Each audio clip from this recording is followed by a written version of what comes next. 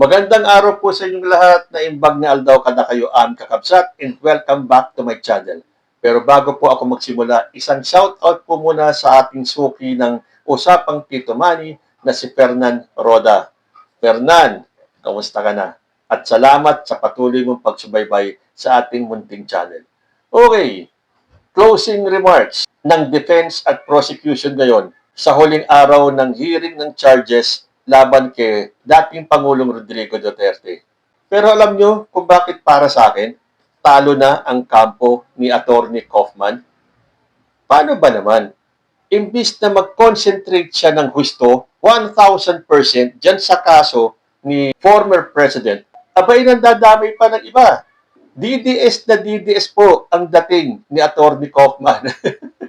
Bakit? Pati si President Bongbong Marcos na nananahimik dito at wala namang kinalaman sa kaso ni Digong, ay isinama pa.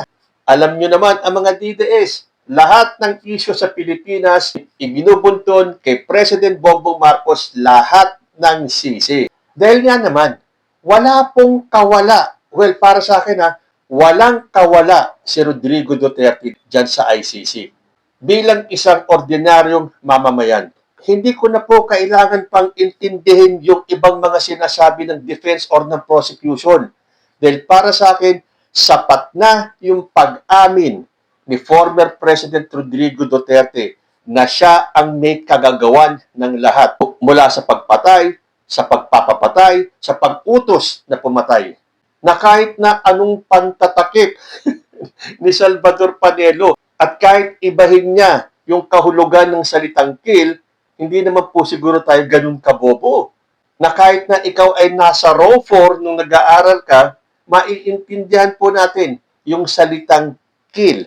Dahil nasa Biblia nga yan Thou shalt not kill. So bata pa lang tayo, alam na natin kung ano ang ibig sabihin ng K-I-L-L na binago ni Salvador Panelo ang kahulugan. So kahit na baguhin pa ng 10 beses ni Salvador Panelo ang ibig sabihin ng kill, hindi na yata siguro maaalis sa isip natin unless na iba na talaga ang ibig sabihin ng kill. Hanapin nyo nga sa diksyonaryo kung anong ibig sabihin ng kill. Anyway, bakit nga ba kailangan pang idamay ni Kaufman si President Bongbong Marcos at ang gusto pang ipagawa ni Kaufman ay imbestigahan si President Bongbong Marcos? Ayon po dito sa balita, Pangulong Marcos iminungkahi na imbestigahan din ng ICC ang administrasyon ni PBBM.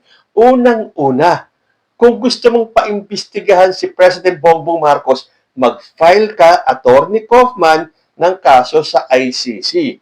Yan ay kung tatanggapin ng ICC. Dahil tandaan ninyo, wala na pong jurisdiction ang ICC sa Pilipinas.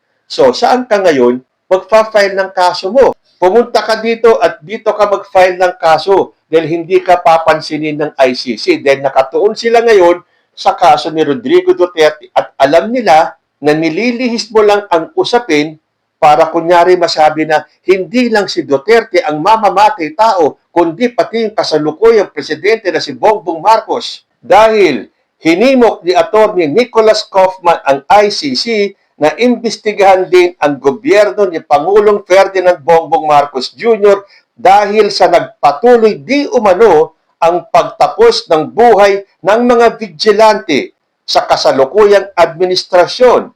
Sa kanyang talumpati, ipinakita ni Kaufman ang isang pag-aaral kung saan ay makikita na mayroon pa ring mga naiulat na nasawi dahil sa mga vigilante. Sabi niya, clearly, I am forced to ask myself whether anyone on the other side of this room has thought of investigating the Marcos regime and the related phenomenon and holding someone accountable. Pero, I am also forced to ask myself, Attorney Kaufman, hindi kaya yung sinasabi mong nagpatuloy ang patayan sa rehimen Marcos ay ang mga taong gumawa rin ng pagpatay sa rehimeng Duterte? Dahil kahit na nasa ICC na si Duterte, di ba sinabing marami pa rin mga mini Dutertes na naiwan sa Pilipinas? And I am also forced to ask myself, Attorney Kaufman, Ano ang kinalaman ni President Bongbong Marcos sa kaso ng kliyente mo? Bakit mo siya idadamay para malihis ang usapin at isipin ng mga judges na oo nga naman, hindi lang naman si Duterte ang mamamatay tao? Akala mo ba mauuto mo ang mga judges ng ICC? Sila nakatutok diyan sa kaso ni Duterte at wala silang pakialam dahil in the first place, wala na silang jurisdiction sa Pilipinas. So kung saan mo gustong paimbestigahan yung kasong yan, ay siguro humanap ka ng ibang international court. Pero halatang halata na gusto mo lang ilihis ang usapin para masentro kay President Bongbong Marcos ang atensyon ng taong bayan at mawala kay Digong. So nagtataka si Kaufman kung bakit hindi nananawagan ang mga nagre-representa sa mga biktima ng EJK na imbestigahan din si Marcos. Dahil kung meron mga pagpatay na sinasabi ni Kaufman, dapat yan imbestigahan. Hindi ka pwedeng mag-presume, Attorney Kaufman. Pero kung meron kang ebidensya na may EJK sa panahon ni President Bongbong Marcos, go on, maghabla ka, magsampa ka ng kaso. Pero ngayon, tutukan mo yan kaso ng iyong kliyente. Dahil tanggalin nyo na lahat ng mga pinagsasasabi nyo dyan sa ICC hearing ng charges against Rodrigo Duterte, isa lang pong ebidensya ang kailangan para makumpirma na may kasalanan si Rodrigo Duterte. Ang pag-amin niya mismo sa mga krimen na yan. Dahil nagtataka naman ako sa mga taong wala daw nakikitang sapat na ebidensya para ipagpatuloy itong trial ni Rodrigo Duterte. Isa na po dyan si dating Department of Labor and Employment or DOLE Secretary Attorney Silvestre Bello III.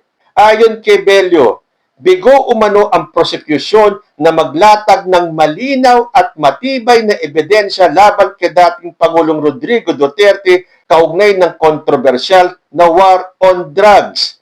Giit pa niya, kung walang sapat na ebidensya, mahihirapan ang kampo ng prosekusyon na patunayan ang mga aligasyon laban sa dating Pangulo. Naku, natatanga na ako talaga. Nabobobo na po ako ng gusto. Hindi na nga ako ganun katalino, binobobo pa ako ng mga taong ito. Kayo po ba maniniwala sa ganun? Eh ano yung nakita natin? Ano yung mga napanood natin? Ano yung mga narinig natin?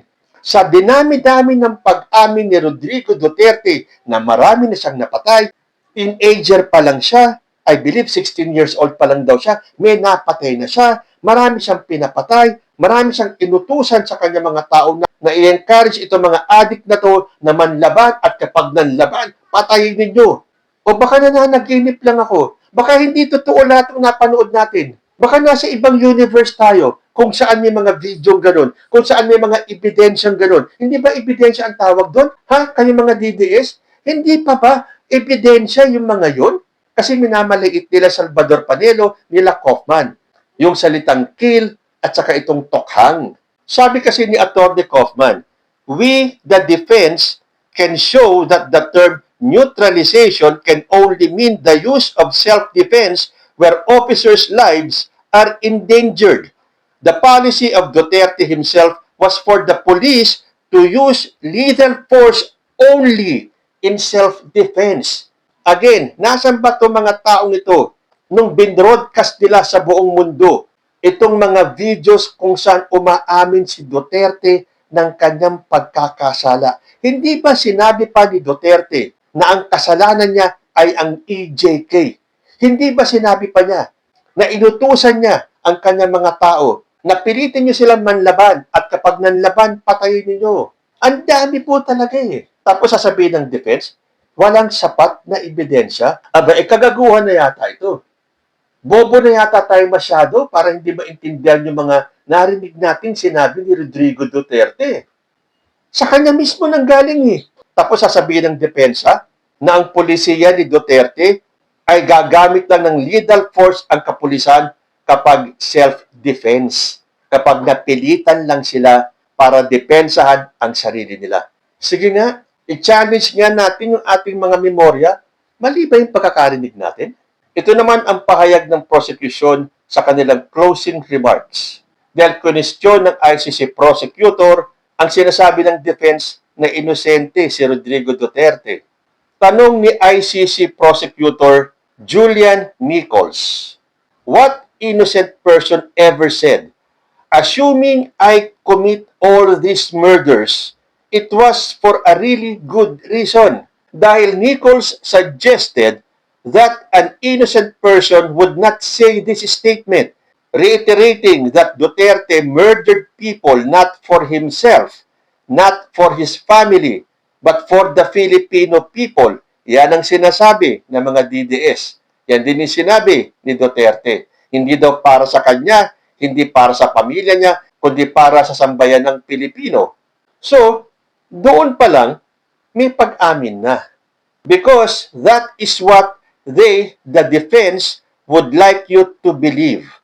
And he, Duterte, says he did it not for himself, not for his family, but for the Filipino people. And it's obvious what he is talking about. He is talking about the murders. Para sa akin the end will never justify the means. Kahit sabihin mong for the good of many. Pero kung ang paraan naman para makamit mo yung for the good of many Filipinos, hindi pa rin po sasapat yun. Pwede naman kasi talagang dumaan sa due process. Bakit ngayon sa panahon ni President Bongbong Marcos, nakita nyo naman kung gaano kadaming droga na ang nasabat nang hindi kailangan may mamatay. Walang EJK.